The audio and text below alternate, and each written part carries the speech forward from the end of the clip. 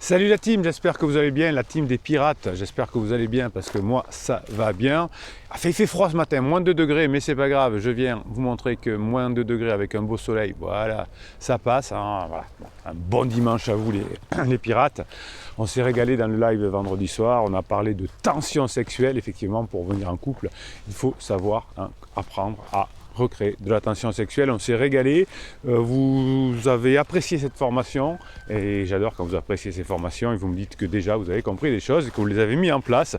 C'est la grinta des pirates, vous apprenez des choses dans les formations, vous vous faites aider même dans les coachings et vous arrivez effectivement ensuite à le mettre en place grâce à l'énergie et la grinta que vous avez, que je vous donne ici le matin dans les lives, etc. Je vous rappelle que les lives et les vidéos c'est pour apprendre le pourquoi et les formations c'est le comment. Les coachings aussi également, vous avez le catalogue des formations et des coachings d'ailleurs en descriptif de cette vidéo, comme en descriptif de cette vidéo vous avez aussi le bouquin, tiens, que je vous en parle peu, comment sauver son couple, que j'avais écrit il y a moins d'un an, voilà, qui est disponible. Aujourd'hui on va parler de comment les personnes en crise prennent des décisions et comment vous devez prendre les décisions en apprenant à maîtriser vos pensées, à maîtriser vos émotions, devenir un être vivant, heureux, avec beaucoup de bonheur. C'est apprendre à maîtriser ses pensées, apprendre à maîtriser ses émotions.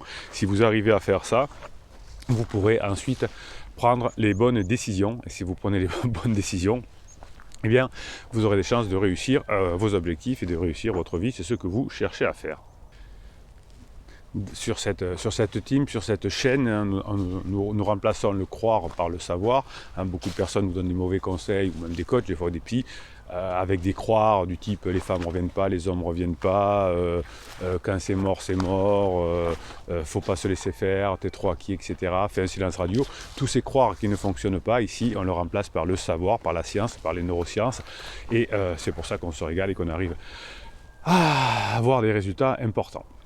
Je vous avais parlé d'ailleurs dans une formation des biais cognitifs, il faut bien les connaître, les biais cognitifs, c'est une des compétences relationnelles rares que l'on peut avoir. Les personnes qui connaissent comment fonctionne l'humain et comment sont nos bugs du cerveau, nos biais cognitifs, permettent d'éviter, eux, d'être victimes de ces biais cognitifs, en maîtrisant ses pensées, en maîtrisant ses émotions. Et finalement, si vous connaissez aussi les biais cognitifs, vous saurez comprendre pourquoi votre conjoint fait des erreurs, pourquoi votre conjoint finit épuisé. Parce qu'à force de prendre des mauvaises décisions, eh bien, on finit épuisé.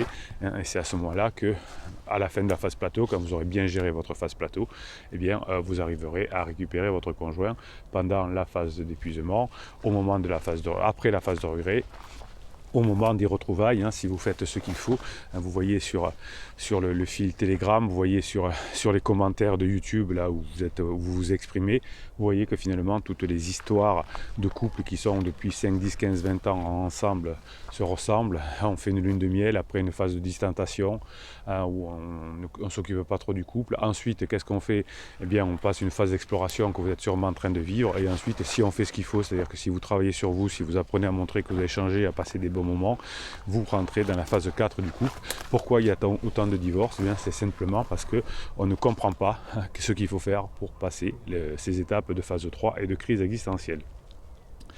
En étudiant en neurosciences comment finalement les personnes prennent des décisions dans différentes situations, on arrive à comprendre pourquoi vous allez en tant que pirate prendre les bonnes décisions parce que vous allez apprendre à le faire et pourquoi les personnes en crise finissent épuisées.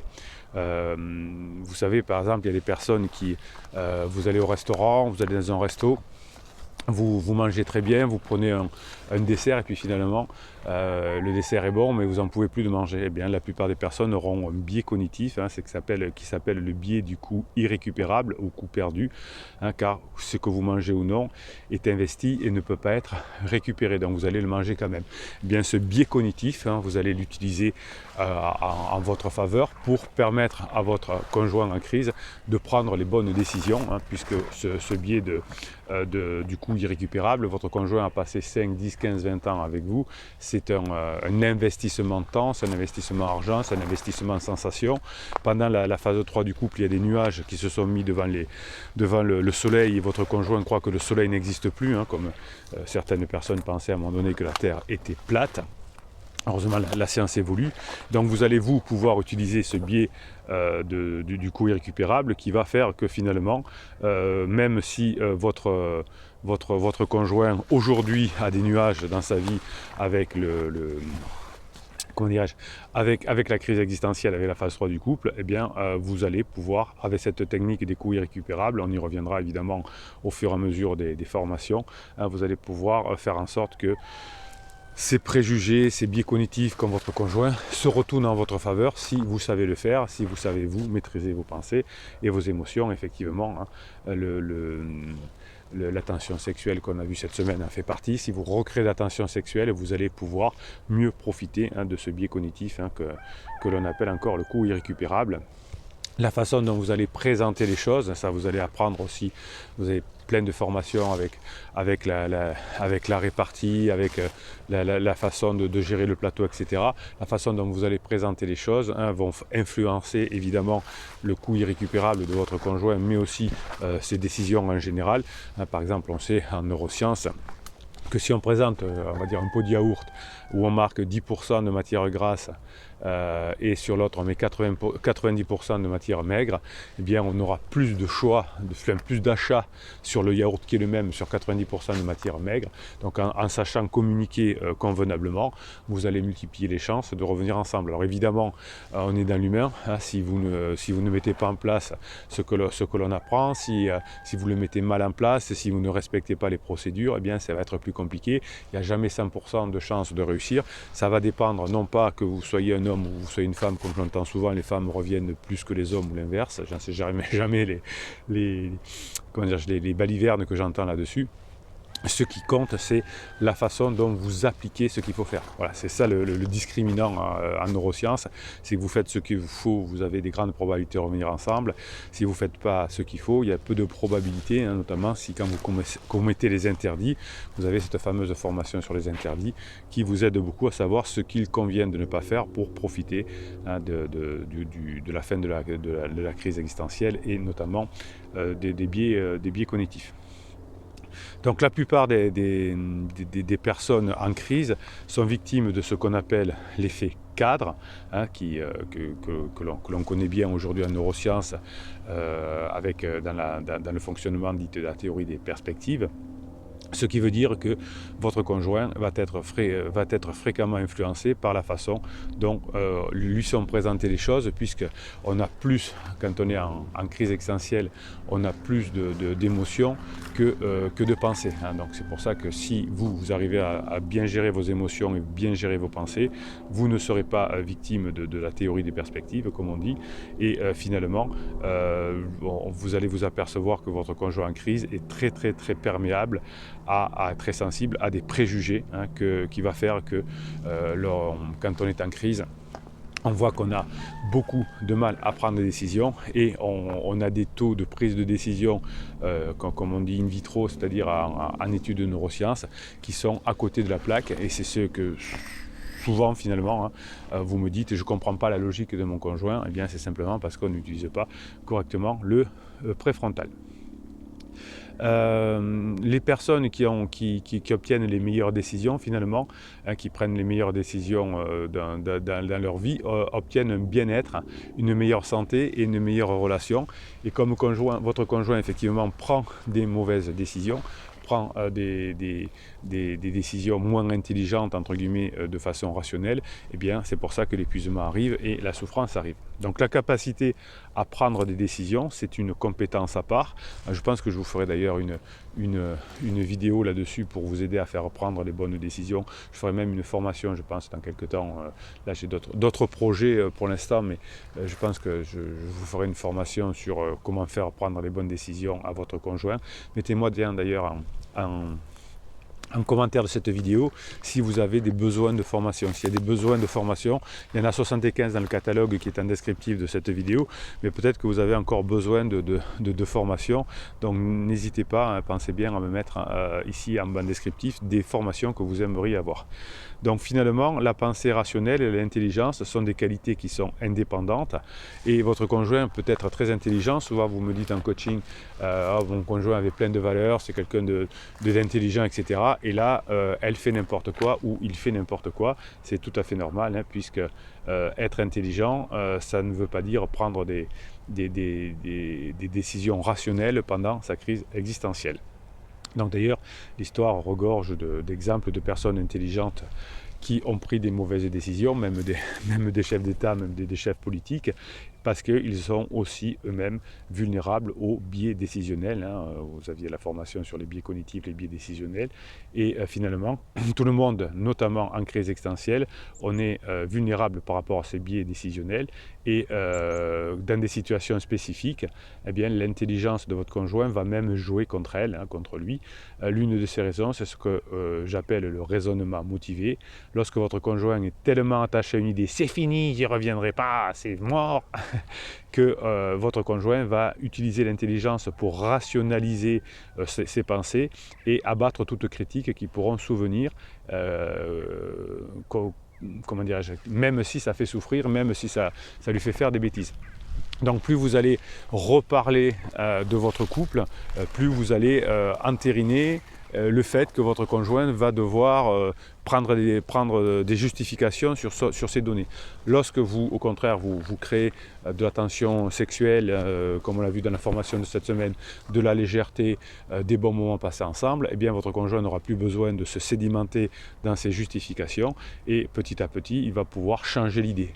Si vous parlez des idées, quand on est en crise existentielle, on va se sédimenter sur une idée que l'on a, et si l'on passe des bons moments, c'est comme ça, en passant à côté, que vous allez faire changer les idées petit à petit par la méthode des petits pas, qui est aussi une formation. Donc même si votre conjoint est très intelligent, son intelligence ne peut pas le protéger d'une mauvaise prise de décision pendant sa crise existentielle. Vous allez apprendre à prendre les bonnes décisions en maîtrisant vos pensées, en maîtrisant vos émotions et en mettant en place ce qu'on appelle l'humilité, hein, l'humilité des pirates, c'est-à-dire qu'on se rend compte qu'on ne sait pas tout. Hein, au début, avant d'être un pirate, vous ne saviez même pas que vous ne saviez pas comment fonctionne un couple. Ensuite, vous devenez pirate et vous savez que vous ne savez pas, et c'est là l'intelligence de l'humilité. Je sais que je ne sais pas, ce qui va me permettre d'apprendre et de savoir enfin que je sais, de mettre en application et que ça devienne automatique dans la phase 4. Hein, je ne sais même plus que je sais. Donc l'humilité des pirates, de dire ben, j'ai fait des bêtises, j'ai commis des interdits, maintenant je sais que j'ai fait des bêtises et je vais apprendre, c'est cette force qui va vous permettre de prendre les bonnes décisions et avoir la bonne énergie. Donc on peut mesurer l'intelligence émotionnelle et intellectuelle des pirates, comment dirais-je, en fonction de leur conscience qu'ils ne savent pas tout. Voilà. Vous serez un pirate qui a des bonnes chances de revenir ensemble quand vous saurez que vous ne savez pas tout. Moi, en tant que capitaine des pirates, j'apprends tous les jours des choses, notamment en neurosciences, notamment dans les coachings avec les relations de couple. Eh bien, cette humilité me permet d'avancer. Voilà. Depuis que j'ai compris que c'était l'humilité de savoir qu'on ne savait pas tout qui nous permet d'avancer, et surtout, l'humilité va vous permettre de faire en sorte que vous saurez enfin que vos problèmes ne viennent pas forcément des autres, mais ont une partie de responsabilité qui viennent de vous. Dans la crise de votre conjoint, vous n'êtes pas responsable de la crise de votre conjoint, mais vous êtes parfois responsable du fait que vous avez, sans faire exprès, par des interdits, endommagé un peu cette relation. Donc vous allez constater que finalement, en étant modeste, en ne faisant pas comment dirais-je, des grands gestes de bras, des grands, je ne sais plus comment dire ça, en montrant qu'on se la pète, quoi, finalement, hein. Avec des signes extérieurs de je sais pas quoi, de compétence, d'intelligence ou de richesse, j'en sais rien. Eh bien, si vous avez réussi à avoir cette humilité, on sait aujourd'hui en neurosciences que c'est l'humilité qui permet de prendre les bonnes décisions, parce que finalement, on sait qu'on doit apprendre, qu'on doit se former, qu'on doit demander, qu'on doit avoir de la grinta, qu'on doit se remettre en cause tous les jours, et c'est cette humilité qui fait prendre vos bonnes décisions. Vos conjoints sont à l'inverse, ils sont à l'inverse de l'humilité. Je sais ce que je veux, je ne reviendrai jamais, je t'aime plus, tu m'as fait trop souffrir, etc.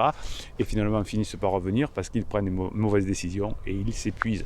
Donc nous autres les pirates, c'est notre capacité à se remettre en question, à apprendre à être humble, qui nous permet de prendre les meilleures décisions que les autres.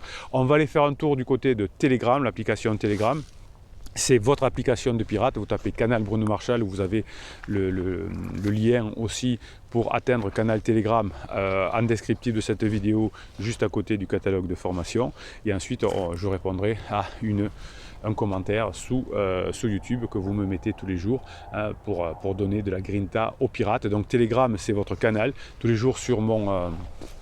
comment dirais-je, sur mon WhatsApp, vous m'envoyez plein de choses positives et je vous les mets sur Telegram pour que vous ayez cette grinta. J'ai les doigts gelés, j'espère que je vais pouvoir actionner mon téléphone pour pouvoir lire vos télégrammes. Allez, on y va. Une personne sage est comme un aigle qui vole, je vous le disais hier, au-dessus des futilités pour se concentrer sur les choses qui en valent la peine. J'avais envie de vous recommencer par cette citation. Hein. Montez, hein, détachez-vous, sortez de la dépendance affective. C'est une façon de réussir ses objectifs. Le pardon n'est pas un synonyme de seconde chance. Assez de maturité pour pardonner aux personnes qui vous ont blessé et pour comprendre que vous n'êtes pas obligé d'en souffrir. Oui, hein, on n'est pas obligé de souffrir des bêtises des autres. Le pardon que vous allez faire aux autres et de vous-même vous permettra effectivement de vous sentir mieux. Même si c'est la même fenêtre, tous ne voient pas la même chose, la vue dépend du regard, oui. Hein, si vous voyez la crise de votre conjoint comme une chance de rentrer en phase 4, eh bien, ce sera mieux que si vous voyez la crise de votre conjoint comme la fin du couple. C'est bon ça! Même si la même fenêtre, tous ne voient pas la même chose, la vue dépend du regard et vous avez un regard de pirate, un regard humble, un regard qui permet d'avancer, de savoir qu'on ne sait pas tout et de se remettre en cause tous les jours. Ça, c'est le talent du pirate. L'attachement à l'idée que tu as de toi et ce qui te fait souffrir et non pas le conflit, l'insulte ou le mépris. L'attachement à l'idée que tu as de toi est ce qui te fait souffrir. Donc si vous avez conscience maintenant d'être un pirate, que vous avez la grinta, que vous avez envie d'apprendre chaque jour davantage, que vous avez envie de vous remettre en cause, que vous avez envie de devenir plus léger, que vous avez envie d'apprendre les relations humaines, eh bien effectivement, hein, vous ne souffrirez plus. Hein. Ce qui vous fait souffrir, c'est le conflit. Si vous apprenez à gérer les conflits, il y aura moins de chances, vous aviez une formation là-dessus, d'avoir des conflits. Et l'insulte et le mépris ne viendra plus car vous allez donner la règle de platine à votre conjoint. Hein. On donne aux autres ce dont ils ont besoin pour qu'on soit ensemble à vie. Allez, on en fait une dernière. Si tu te tais, tais-toi par amour. Si tu parles, parle par amour. Si tu corriges, corrige par amour. Et si tu pardonnes, pardonne par amour. En tout cas, oui, ne le faites pas par l'ego, hein, parce que si vous le faites par l'ego, vous prendrez des mauvaises décisions, hein, et vous n'aurez pas la maîtrise de vos pensées et vous n'aurez pas la maîtrise des émotions. Et au fond du cœur, la racine de l'homme, de cette racine, rien ne peut sortir de mauvais. C'était Saint-Augustin qui disait ça. Oui, si vous êtes positif, si vous le faites à la grinta, si vous faites pour aider votre conjoint, comme je le fais pour aider les pirates, eh bien, il y a des chances que vous vous sentez bien. Voilà, quand vous voulez aider les autres, quand vous le faites par amour, eh bien, il y a des chances que ça fonctionne. J'ai la chance de faire le métier que je fais par amour d'aider, par amour de faire en sorte que les enfants ne changent pas de maison pour rien tous les 15 jours. Si je vous avais fait une formation sur le thermomètre des émotions, hein, et sur le violentomètre aussi, eh bien, la plupart du temps on se sépare, mais c'est pas parce qu'on s'aime plus, mais c'est parce que lors de la crise existentielle ou lors de la phase 3 du couple, on ne sait pas gérer. C'est dommage que des enfants changent de maison à vie ensuite, simplement parce qu'on n'a pas su correctement gérer une crise. Hein, la crise, c'est pas la fin du monde. Une crise économique, c'est pas la fin du monde. Une crise existentielle, c'est pas la fin de la vie. Une crise de couple, c'est pas la fin de couple, ainsi on sait gérer en général. Allez, on va faire un tour du côté des commentaires YouTube pour voir ce que vous m'avez noté et peut-être en faire un mini coaching. Allez, un message de Gixist. Bonjour Monsieur Marchal, je vous aime bien, continuez. Besoin de vous et aussi fou que nous. Un vrai capitaine. Oui, oui, je suis aussi fou que vous. Nous, on est des pirates, c'est-à-dire qu'on remet en cause la société quand elle n'est pas juste, quand elle n'est pas bonne, quand on entend des bêtises autour de nous, que le divorce, la séparation est quelque chose de normal, que tout le monde divorce. C'est pas vrai, les chiffres ne le montrent pas, les faits ne le montrent pas. Nous, on se bat pour rétablir la vérité. Merci, Dick Gixte. Lilou, la bébé pirate. Qu'est-ce qu'elle nous dit, Lilou? Hop. Bonjour à tous. Franchement, il faut s'accrocher avec un mari qui a pris un appartement pour partir de la maison, mais en attendant, il dort à côté de moi et me fait griller mes tartines le matin. Oui, ben voilà, c'est le côté irrationnel de la chose. Lilou, vous êtes une bébé pirate, mais vous êtes en train de devenir une pirate, et c'est aussi pour ça qu'il a besoin. Si vous aviez fait d'être avec vous, si vous aviez fait des propulsions, si vous l'aviez mis dehors, si vous l'aviez insulté ou je ne sais quoi, ou si vous aviez pleuré trop devant lui, eh bien on n'en serait pas là. Et le plus embêtant, c'est que tous les matins, il se lève avec un problème. Dimanche, il pensait avoir le Covid. J'ai dû le tester. Hier, il me dit que ses amygdales sont gonflées. Et ce matin, qu'il a eu des sueurs toute la nuit. Je fais comment avec un mec pareil, avec beaucoup de sourire. Ben, vous êtes dans une crise tout à fait traditionnelle, Lilou. Quand votre mari arrive à la fin de la phase plateau, toutes les décisions qu'il a prises, ben, il n'en tient pas compte. Donc c'est pour ça qu'il dort avec vous. Et comme il est épuisé, à force de prendre des mauvaises décisions, à force d'être en crise, on est épuisé et on a mal partout, on craint tout. Voilà. Vous êtes dans quelque chose de tout à fait normal, Lilou. Et si vous faites ce qu'il faut, il y a toutes les grandes chances que vous puissiez, à la fin de la crise de votre conjoint, parce que vous vous êtes remis en cause, parce que vous avez bossé, parce que vous avez appris des choses et parce que vous avez bien fait les choses, vous avez des chances, des probabilités de continuer votre couple dans la phase 4. La meilleure, voilà, Lilou bébé pirate. Bravo, vous nous illustrez ici ce que des milliers de pirates ont vécu depuis 20 ans. Et si on fait ce qu'il faut, on a la grinta pour y arriver. Allez, mes pirates adorés, je vous souhaite le dimanche que vous méritez. Passez une belle journée. Bruno Marchal, il vous dit à demain et je vais vous préparer la formation de la semaine. Je vous en dirai plus dès demain. Commencez déjà à bien bosser sur celle de la tension sexuelle et après on verra pour la semaine prochaine. Je vous l'annonce d'ailleurs dès demain. Bruno Marchal, il vous dit passez le dimanche que vous méritez.